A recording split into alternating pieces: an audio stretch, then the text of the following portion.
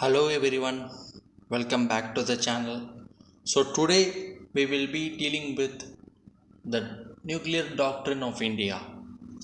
So what made it to come to the news? So the chain reactions and the neighborhood challenges led India to acquire its nuclear weapons. It literally came into the news because of the film Oppenheimer. But still, let's know about how India got its nuclear weapon.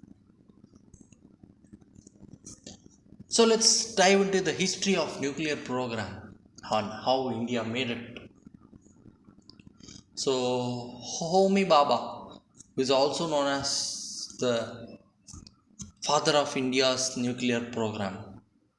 So once he was assigned a task to develop the use of the nuclear energy, which was to be used for only peaceful purpose, but also to develop into a weapon if in case the need arises. So during that point of time, the defeat to China in the Indo-China War of 1962 put horrendous pressure on the external environment of India, which challenged the atmosphere in India. And during the same part of time, that is during the 1960s, almost all the permanent members of the UN Security Council had tested the nuclear weapons. India was thinking, okay, now let's do this. So, 1974, on a fine day, India showed what India is through to the world through the first nuclear test, Smiling Buddha. So it critically showed that India is capable of producing nuclear weapons, and as a result of that test, nuclear suppliers group was formed in 1974. So it was formed literally to control the exports and imports of the nuclear production, nuclear materials. So in the later part of late 90s, that's very near to 2000, Operation Shakti in 1998 marked India as a strong and self-confident country through its operation, it making the second nuclear test. So okay, these are all okay. So how and when will India use that? What's the doctrine? So let's look into that, right?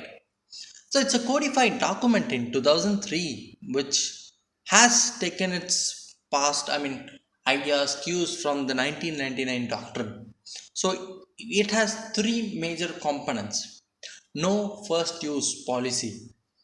So India will only use in response to a nuclear attack on the territory of India or to any of the Indian forces. And one more point we should note here is the use of nuclear weapons against non-nuclear weapons states is not accepted. India will never use that. Massive retaliation, the second doctrine here is massive retaliation. So, when India responses to the first strike, it will cause unacceptable damage to the enemy forces or enemy territory. The third important doctrine is the credible minimum deterrence. So, the number of missiles and the capabilities of the nuclear weapons which India is having or holding is sufficient to provide the intolerable retaliation to the enemy forces. So nuclear triad of India. So what it is? The triad of weapons is located in three aspects of the defense forces: land, sea, and air. So why it is kept like that? So it's used in both land, sea, and air because It will help in reducing the enemy attacking all the nuclear forces put at one, and also to ensure a credible threat for second strike if one source gets attacked.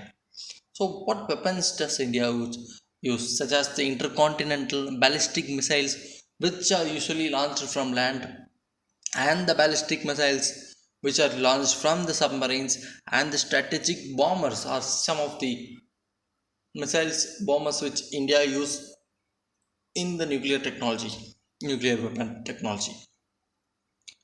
So what are the nuclear organizations currently present? The Comprehensive Test Ban Treaty uh, prohibits the explosion with respect to any weapons or any nuclear explosion.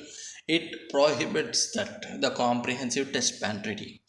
On the other hand, the International Atomic Energy Agency IAEA, this is acting as an international center for the cooperation in the field of nuclear energy, which is also trying to promote the safe, secure, and usage of technology only for the peaceful purposes. So this is all about the India's nuclear doctrine and its impacts, how it came, what we use, and everything. So hope you guys understood today's concept. So we'll come back with another topic tomorrow. Do subscribe, share the channel and the video. Thank you.